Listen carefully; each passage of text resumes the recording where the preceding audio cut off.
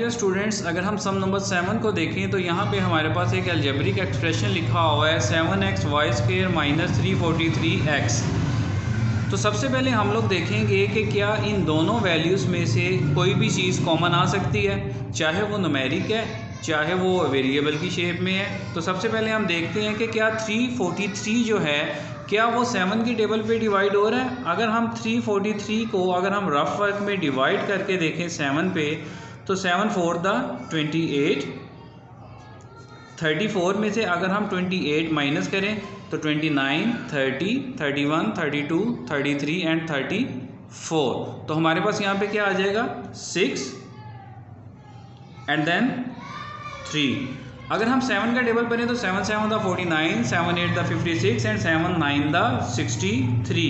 जिसका मतलब ये है कि अगर हम 7 को 49 के साथ मल्टीप्लाई करेंगे तो हमारे पास क्या वैल्यू आ जाएगी 343। तो 7 तो अब कंफर्म है कि इन दोनों में से 7 कॉमन आएगा। अगर हम देखें तो यहाँ पे y² लिखा हुआ है, लेकिन यहाँ पे y² नहीं लिखा हुआ, यहाँ पे x लिखा हुआ है, यहाँ पे भी x लिखा हुआ है। इट मीन्स कि x भी इसमें से कॉमन आ सकता है। एक हमारे पास कॉमन आ गया 7 और एक हमारे पास कॉमन आ गया x। तो हम सबसे पहले यहाँ पे क्या लिख देंगे, बाय टेकिंग कॉमन। क्या चीज़ हम कॉमन ले रहे हैं 7 एंड x। अब 7x² को जब हम 7x के साथ डिवाइड करेंगे तो 7x इस 7x के साथ कट जाएगा, तो रिमेनिंग हमारे पास क्या रह जाएगा y² माइनस। अगर हम 343x को 7x के साथ डिवाइड करेंगे तो x और x आपस में कट हो जाएंगे, और 343 को अगर हम 7 के साथ डिवाइड कर रहे हैं जो हमने रफक में भी किया, तो हमारे पास क्या आ रहा है सिंपल 49। अब हमने इस ब्रैकेट के अंदर जो एक्सप्रेशन लिखा हुआ है इसको a² माइनस b² की शेप में लिखना है। तो हम यहाँ पे लिख लेंगे it can be written as. हम इसे किस तरह से लिख सकते हैं, हम लोगों ने कॉमन जो लिया हुआ है 7x वो एज इट इज़ रहेगा। अब y² किसका स्क्वायर होता है, सिंपल y का, और 49 किसका स्क्वायर होता है, सिंपल 7 का। तो हम इस तरह से लिख लेंगे। अब हमारे पास ये बन गया a² माइनस b²। अब हम यहाँ पे आइडेंटिटी लिख लेते हैं कि किस आइडेंटिटी को यूज़ करते हुए हमने ये वाला स्टेप किया है।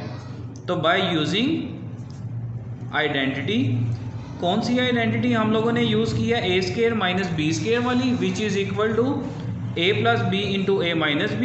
तो हम यहाँ पे एज इट इज़ क्या लिख देंगे, a² minus b², which is equal to a plus b and a minus b। अब यही वाला स्टेप जो है ये हम एज इट इज़ दोबारा से नीचे लिखेंगे। 7x जो हमने कॉमन लिया हुआ है as it is y² minus 7²। अब ये टर्म हमारे पास बन गई a², ये बन गई माइनस b²।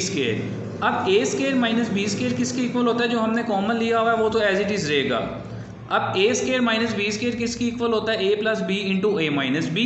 a हमारे पास क्या है y, प्लस b हमारे पास क्या है 7, and then same as it is a minus b हम किस तरह से लिखेंगे, a हमारे पास क्या है y माइनस b हमारे पास क्या है 7।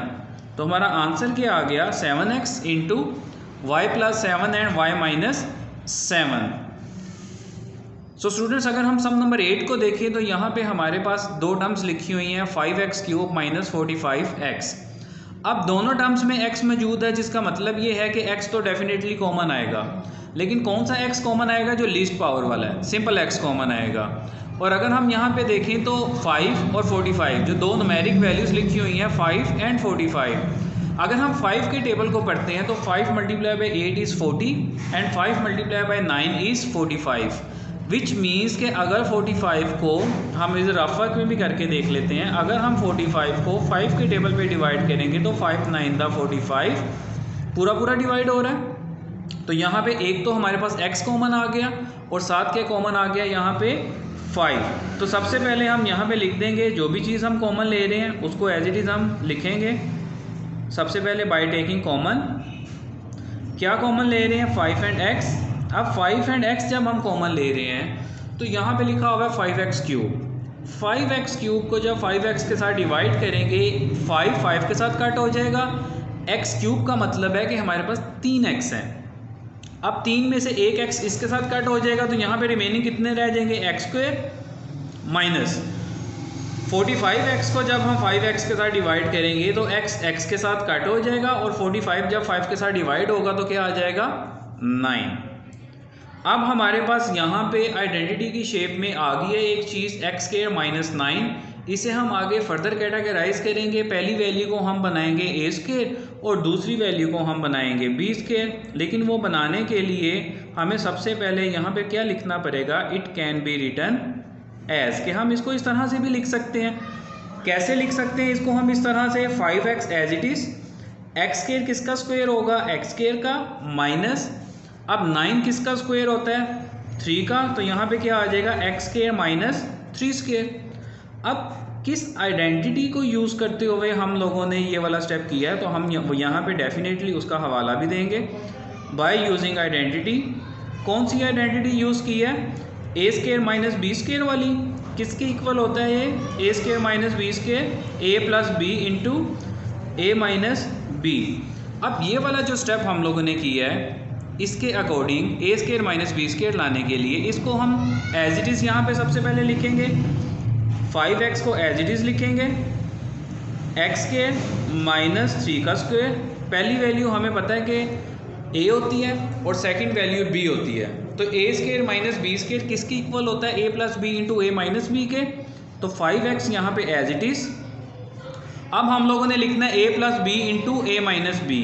अब a हमारे पास क्या है x, b हमारे पास क्या है 3। अगर हम माइनस में लिखेंगे a माइनस बी को, तो a हमारे पास क्या है x और b हमारे पास क्या है 3। तो हमारा आंसर क्या आ जाएगा, 5x into x plus 3 into x minus 3।